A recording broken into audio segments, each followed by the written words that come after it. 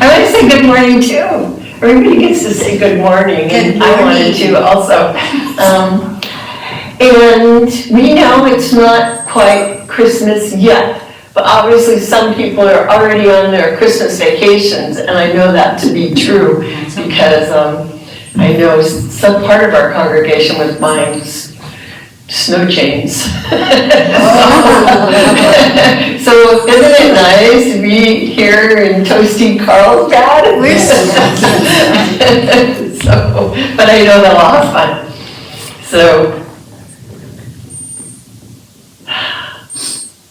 even though it's not quite Christmas yet, it's not quite the darkest day of the year. It's getting quite near, and that's why I wanted to call my talk Christmas Cheer. Because I actually know that I'm not alone. A lot of people right now might be moving into a state of Christmas fear instead of Christmas cheer.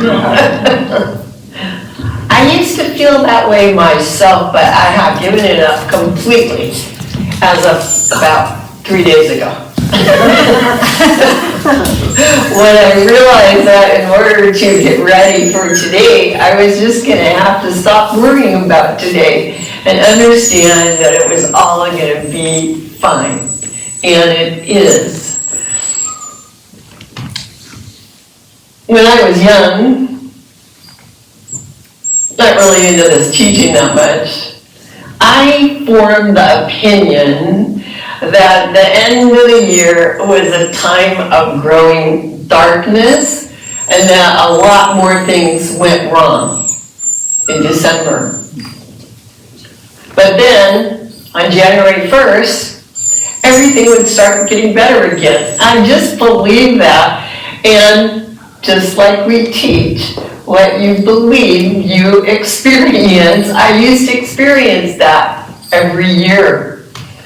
Now that I have actually learned that our thoughts do control the tendencies in our lives, it doesn't surprise me that that's what I used to experience, but I understand now it doesn't have to be that way.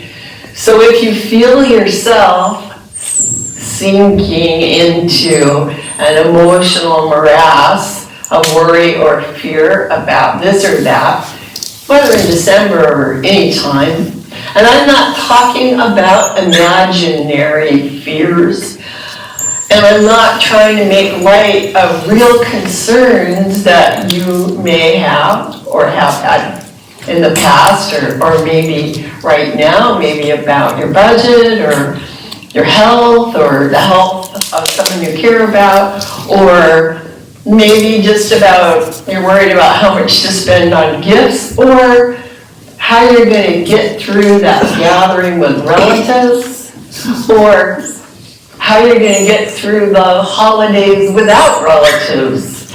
You know, perhaps you feel wistful about past memories, past times that you know will never going to return. Or maybe, like me, your to-do list just seems so long. But anyway, what I know is that when we feel ourselves sinking into that kind of a mindset, it's time to start thinking. So, an example, I was thinking, oh, I'm never going to get everything done by this Sunday, by the end of the year. And I recognized I was doing that, so I embarked on a series of new thoughts, right? That's what we teach, new thought. So I began telling myself, I'm doing fine. Everything's going to work out fine. I can ask for help. And this morning there was so much help. It was wonderful. There's plenty of time. Every day is a new day, and if I don't finish something, there's always tomorrow. When we stop worrying and begin feeling grateful and let ourselves recognize that there is good for us, things seemed to work out. So my worry was about not having enough time. And yet the problem wasn't really time. Every day there's 24 hours and every day it doesn't change. The problem was my feeling of not enough. It was my feeling of there not being enough time, which is always, when you feel that way, let's face it, it's a reflection of how we're thinking about ourselves, that we're not enough during that time. That feeling of not enough can seep into our lives in little tiny ways, undermining our happiness with what you could call the Uncle Scrooge virus of the one. Since it's Christmas, I thought I'd bring him up, and I'm sure everyone remembers the character Ebenezer Scrooge from Charles Dickens' story, The Christmas Carol. I didn't know, but he actually wrote that in 1843, and he wrote a lot of stories about little poor children. But he wrote The Christmas Carol after he had gone to what they called the Ragged School in London, which was a school run by volunteers for street children and the children of very poor parents who couldn't afford tuition. So it moved him, and this story was the result. So what does the story have to do with us today? Well, it was just 2 weeks ago that Reverend Maureen talked about basically the law of circulation. How being open to receiving and giving puts us on the pathway to experiencing life's abundance. And then last week, Reverend Amandra declared that the secret ingredient to life is having spiritual awareness. And so I think that's really something that we can recognize in the story, A Christmas Carol. So, we're just going to have fun today. And so I want to share a little bit of that story with you. Some of his words, of the best words I say will be Charles Dickens' words, but I'm not going to read the whole story because we all know he got paid a penny a word or something, right? So I'll skip a lot.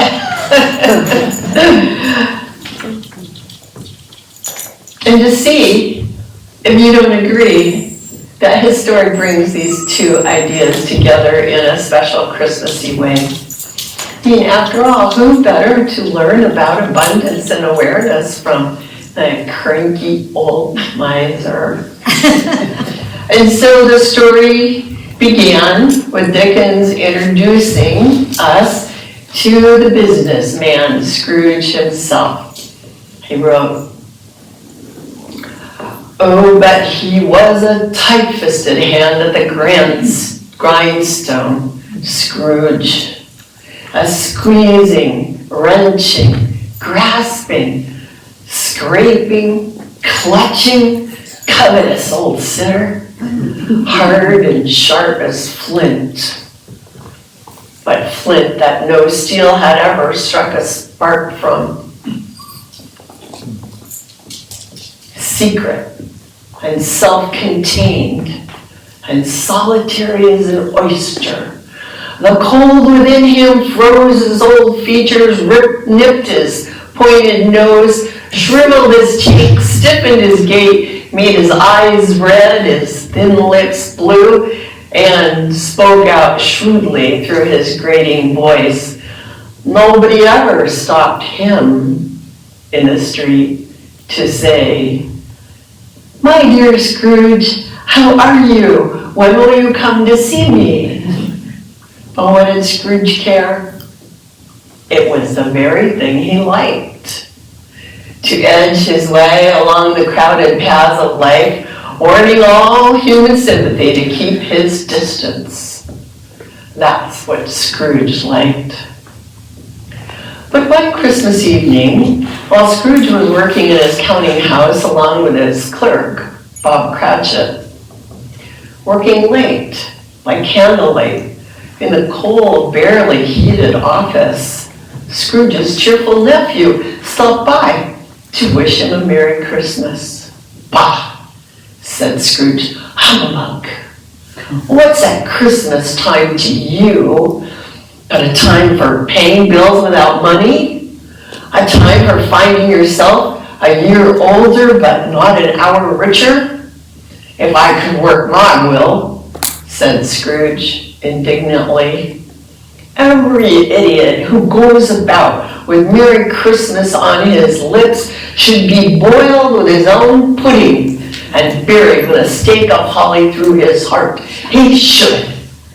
And then Scrooge rudely refused his nephew's invitation to come for Christmas dinner. Soon after, some other businessmen stopped by to ask him to give to charity, and he rudely refused them too. And then a caroler came by and sang right in front of his office, and I need your help because you're going to pretend that you are those carolers. Okay, so let's look at God Rest Ye Merry Gentlemen, the bottom right-hand corner of your song sheet.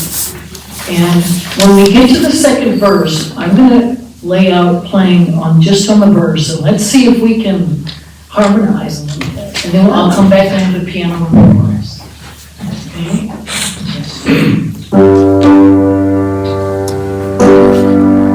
Okay, we're going to sing it kind of low. Okay? God rest ye merry gentlemen, let nothing you dismay.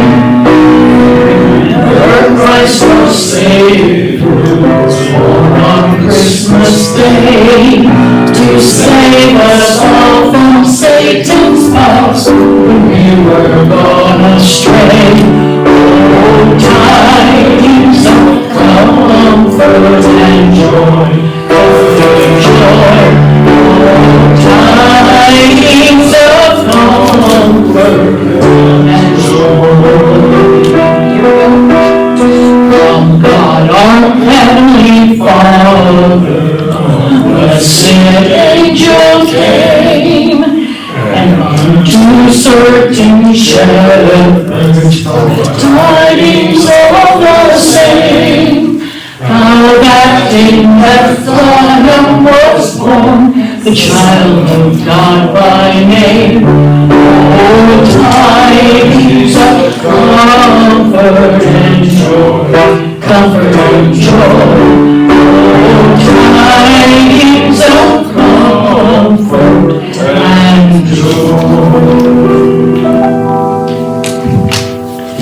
Well, as beautiful as it was, the sound of the caroling made Scrooge so angry, he started throwing things at the door, and the carolers fled away.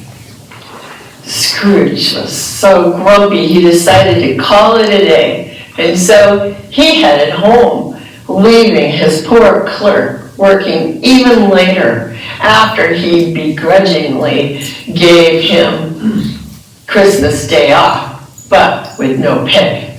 But later on, when Scrooge was resting at home, he had a strange visitor.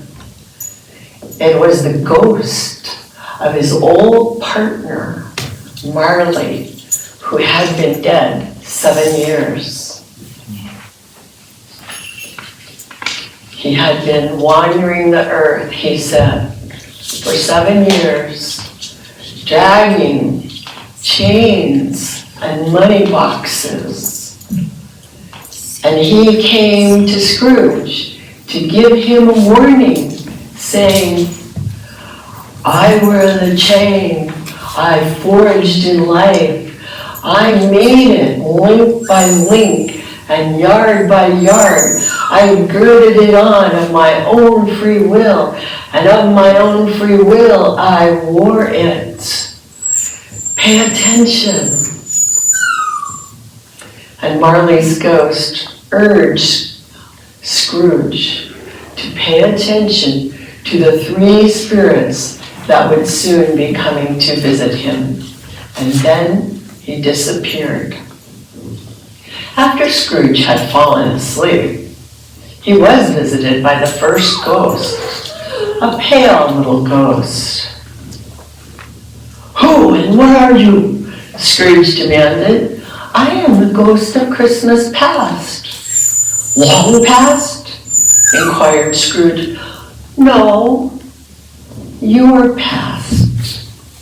Scrooge asked him what business brought him there. "Your welfare," said the ghost. "Your reclamation. Take heed." And then the pale little ghost took him on a journey back to the places of his childhood, to look back on days, events, both sad and happy, and then took him to the scene of how it was that he had lost his fiancée to someone else because of his growing obsession with money, which gradually became the whole focus of his life. Exhausted by these memories, Scrooge rolled over and fell asleep again until he was suddenly awakened to find a jolly giant ghost sitting right there in his room, and his whole room seemed to have been transformed into an amazing garden, beautiful room full of plants with a beautiful feast laid out for him.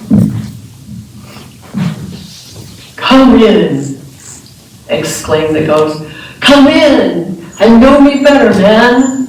Scrooge entered this magical world timidly and hung his head before the spirit. He was not the Scrooge he had been before the visit from the first ghost, and though the spirit's eyes were clear and kind, he did not like to meet them. "I am the ghost of Christmas present," said the spirit. "Look upon me and touch my robe." Scrooge did, and instantly they were wandering through the town. And they came to the small home of Scrooge's clerk, Bob Cratchit, where he looked and saw how it was that the Cratchit family would be celebrating their meager but very happy Christmas dinner of a small roast goose and pudding. Not a pudding like the pudding we have today. Here, it's more like a boiled cake. So let's pretend once again that we're carolers outside Bob Cratchit's house. We wish you a Merry Christmas, the top right-hand corner of your paper.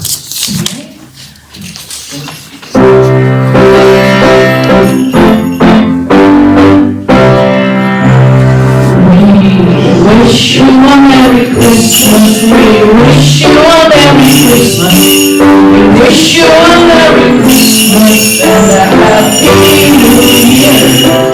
The tidings we bring to you and your kin, with tidings for Christmas and Happy New Year.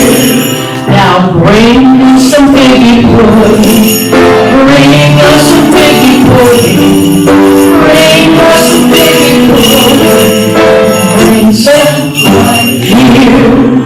The tidings we bring to you and your kin, the tidings for Christmas and Happy New Year. We wish you a Merry Christmas, we wish you a Merry Christmas, we wish you a Merry Christmas and a Happy New Year. So after hearing the carolers, Scrooge watched, and he saw the little boy, Tiny Tim, on his crutches for the first time. And he heard little Tim echo his father's Christmas blessing by saying, God bless us, each and every one. And as Scrooge looked on, he began to notice how Bob Cratchit held on to his little boy, as if he dreaded that the boy might be taken from him. Spirit, said Scrooge, with an interest he had never felt before, tell me if Tiny Tim will live. I see a vacant seat, replied the ghost, in the poor chimney corner, and a crutch without an owner, carefully preserved. If these shadows remain unaltered by the future, the boy will die. No, no, said Scrooge. Oh, no, kind spirit, say he will be spared. And then Scrooge heard his employee speak again, giving a toast. Mr. Scrooge, said Bob, I give you Mr. Scrooge, the founder of this feast.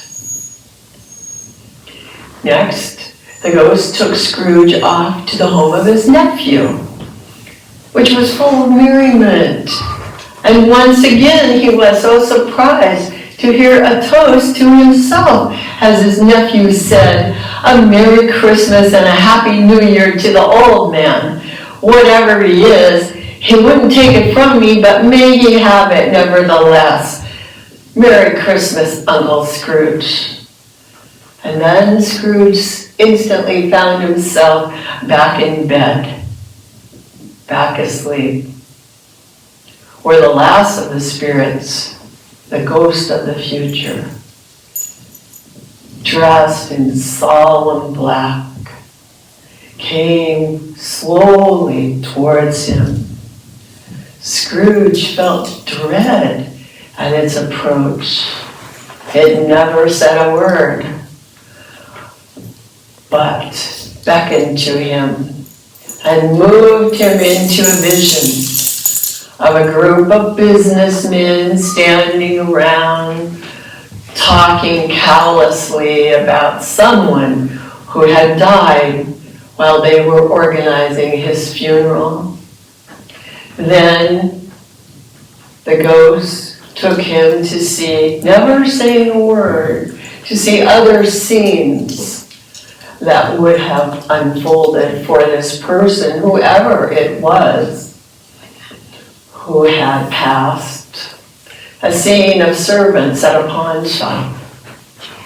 And finally, the ghost, beckoning him, took him to the graveyard, where Scrooge realized it was his gravestone, lonely, by itself, no flowers. Upon which vision, Scrooge suddenly came to his senses, exclaiming, I will honor Christmas in my heart and try to keep it all the year. I will live in the past, the present, and the future. The spirits of all three shall strive within me. I will not shut out the lessons that they teach. Oh, tell me that I may sponge away the writing on this gravestone.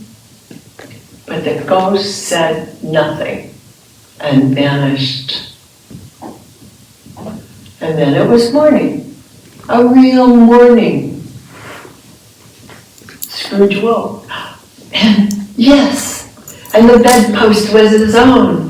The bed was his own. The room was his own. Best and happiest of all, the time before him was his own to make amends in. I will live in the past, the present, and the future. The spirits of all three shall strive within me. Oh, Jacob Marley. Oh, heaven. And the Christmas time be praised for this. I say it on my knees, old Jacob Marley, on my knees. He was so fluttered and so glowing with his good intentions that his broken voice could hardly make a sound. He'd been sobbing violently in his conflict about the spirit in his dreams, and his face was wet with tears, but they were tears of joy now. Time for a Christmas carol. Okay, deck the halls, top left-hand corner.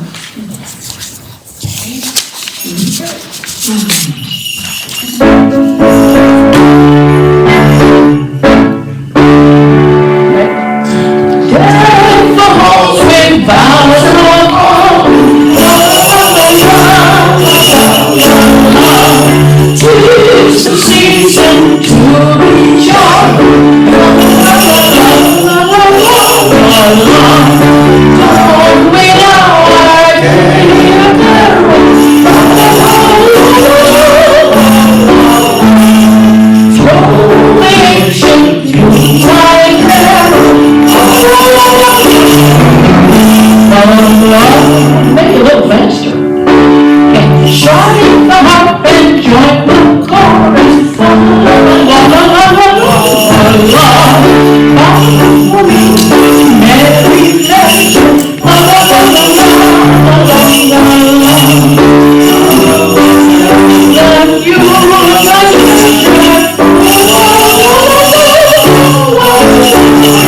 fast away before your eyes.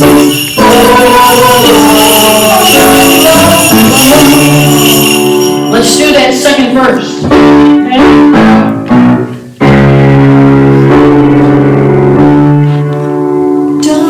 Let's see. See, sorry about that. See the blazing hill before us. Strike the harp and join the chorus. Follow me in merry measure.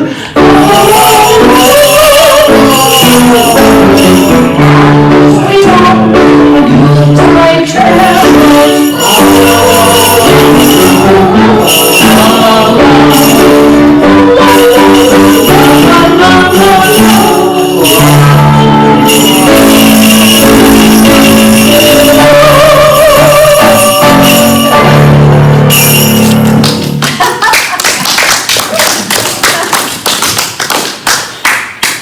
Scrooge felt happy.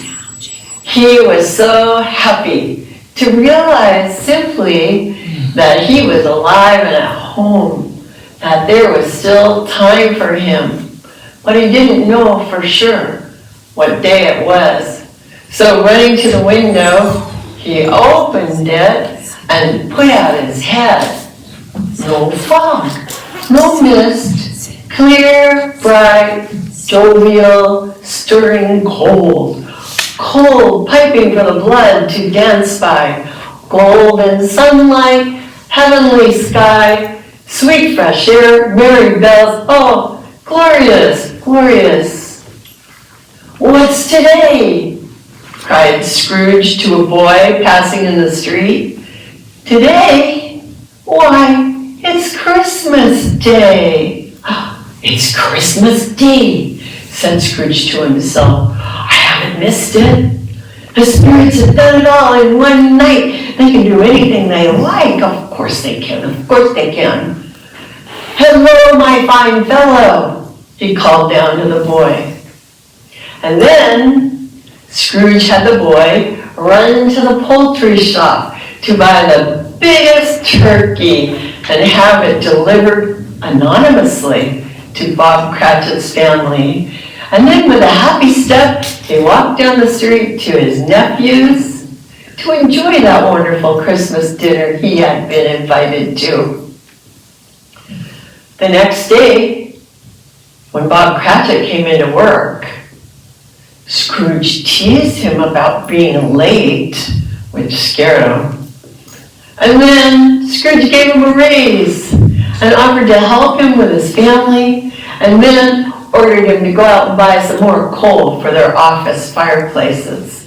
Well, Scrooge was better than his word. He did it all, and infinitely more, And to Tiny Tim, who did not die, he was a second father. He became as good a friend, as good a master, and as good a man as the good old city knew, or any other good old city, town, or borough in the good old world. Some people laughed to see the alteration in him, but he let them laugh and little heeded them. His own heart laughed, and that was quite enough for him. I love that story. If you haven't read it lately, it's kind of long, but it's got a lot more to it. Dickens is a wonderful wordsmith, so I had to just pull out a few things. But I hope you see in this story, nothing changed except Scrooge. When he opened his heart, the whole world opened up to him. That's my story. I know we're all going to have a great Christmas, and thank you so much.